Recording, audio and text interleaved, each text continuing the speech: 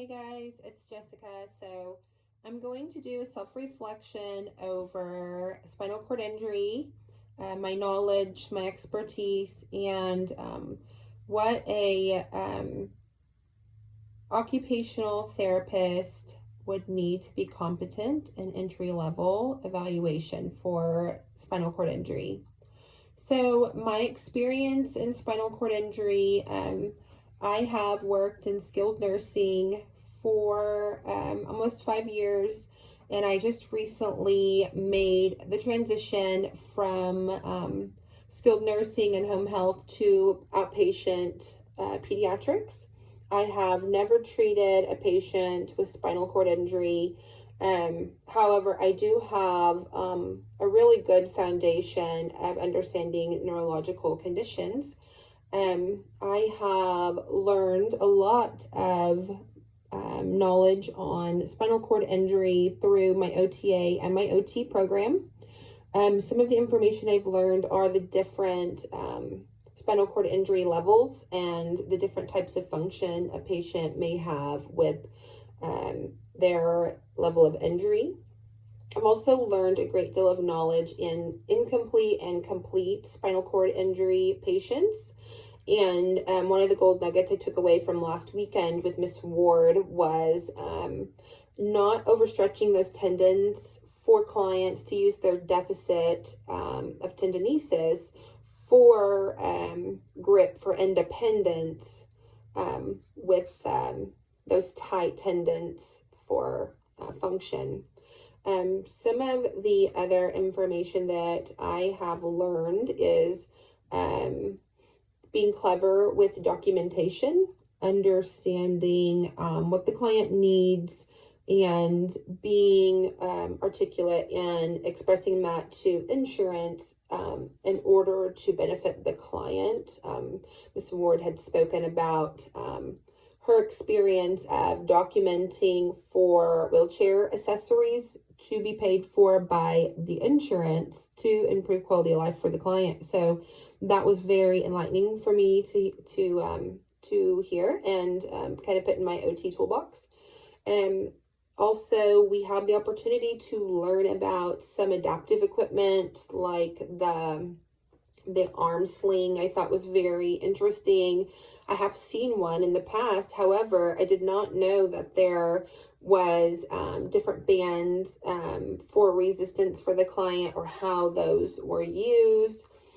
So we had the opportunity to learn a little bit about some of the adaptive equipment, spoons, and universal cuffs and splints that clients can use to just be a little more independent with their day-to-day tasks. Some of the knowledge that I really would like to continue to learn to have a better foundation for spinal cord injury would be just local resources to help my clients and their family members, whether that's financial or, respite care or, assistance with housing, things like that. What insurance pays for versus what insurance doesn't pay for our clients with spinal cord injury, and how to help assist them in getting what they need to be more independent. I also feel like in order to be a competent entry-level occupational therapist and evaluating a client with spinal cord injury, it would be very important to have a foundation of the OTPF. The client factors, performance skills and patterns, those are very important in using to make client-centered goals. And, the OTPF is kind of our OT Bible. It tells us our practice and domain and how that applies. So absolutely the OTPF. Also, some information that I think would be useful in having to go forward with treating clients with spinal cord injury is understanding complete versus incomplete, what a difference is between a C6 and a C7. What's that function look like for them? And so I think that would be important to have developed. Also, conditions that are categorized with that spinal cord injury, like the Brown-Séquard syndrome, which is that ipsilateral, deficit affecting the motor sensory of just one side. And then the quada equina syndrome, I hope I said that right, which is that compression disruption, and that causes incontinence, and some paralysis. And so being able to listen to the client's concerns, and being able to identify the difference between those, I think would be highly important. Also, being able to identify autonomic dysreflexia, that's life-threatening for our clients. And orthostatic hypotension, they've been supine to sit for so long, and if we were to put them in a standing condition, that could drop their blood pressure, and that could be life-threatening if it were severe enough. So being able to recognize some of those symptoms, being able to apply those to our clients,